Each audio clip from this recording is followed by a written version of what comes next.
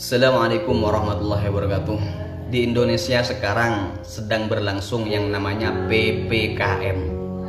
PPKM dari sudut pandang pemerintah adalah pemberlakuan pembatasan kegiatan masyarakat. Tapi dari sudut pandang rakyat kecil atau rakyat jelata, PPKM adalah pelan-pelan kita mati. Banyak video yang berseliweran di sosial media, rakyat-rakyat kecil diperlakukan dengan sangat tidak adil. Para pedagang diusir, disemprot, dagangannya diacak-acak dan disuruh tutup lebih awal. Mereka dibentak-bentak layaknya pelaku kriminal kelas kakap. Padahal koruptor pun yang maling uang negara, yang jelas-jelas merugikan rakyat, belum tentu diperlakukan seperti itu. Buat para pemerintah terkait yang sangat saya hormati, mohon maaf atas kelancangan saya. Saya hanya ingin mewakili rakyat-rakyat kecil yang merasa sangat dirugikan. Saya hanya mau bertanya, apakah adanya peraturan ini benar-benar karena kepedulian Anda kepada rakyat?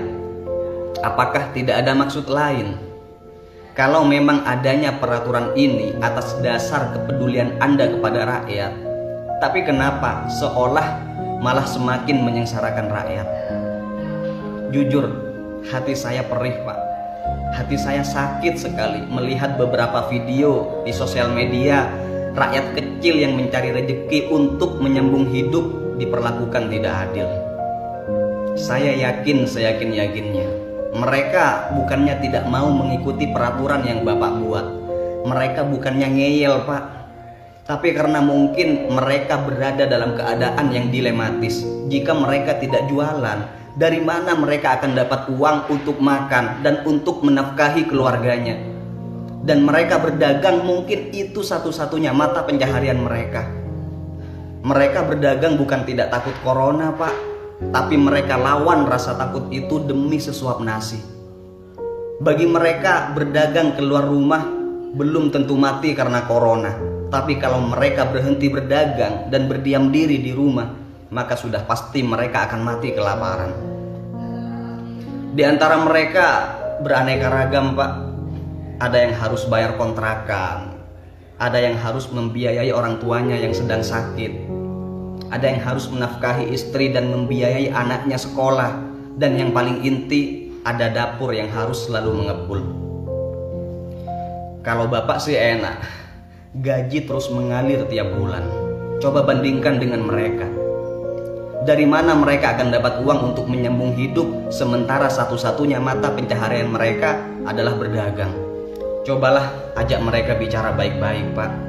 Ajak mereka diskusi, lalu tanyakan kenapa mereka masih buka dagangannya walaupun sudah dilarang dan dibatasi.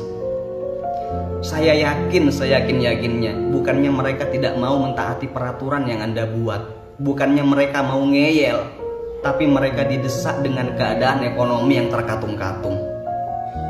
Berilah mereka solusi. Saya yakin mereka akan taat. Jangan hanya mengadakan peraturan sepihak tapi tidak memberikan solusi pada rakyatnya. Anda digaji dengan uang rakyat bukan untuk menyengsarakan rakyat, Pak, tapi untuk mensejahterakan mereka. Sekali-kali jangan hanya razia masker, Pak.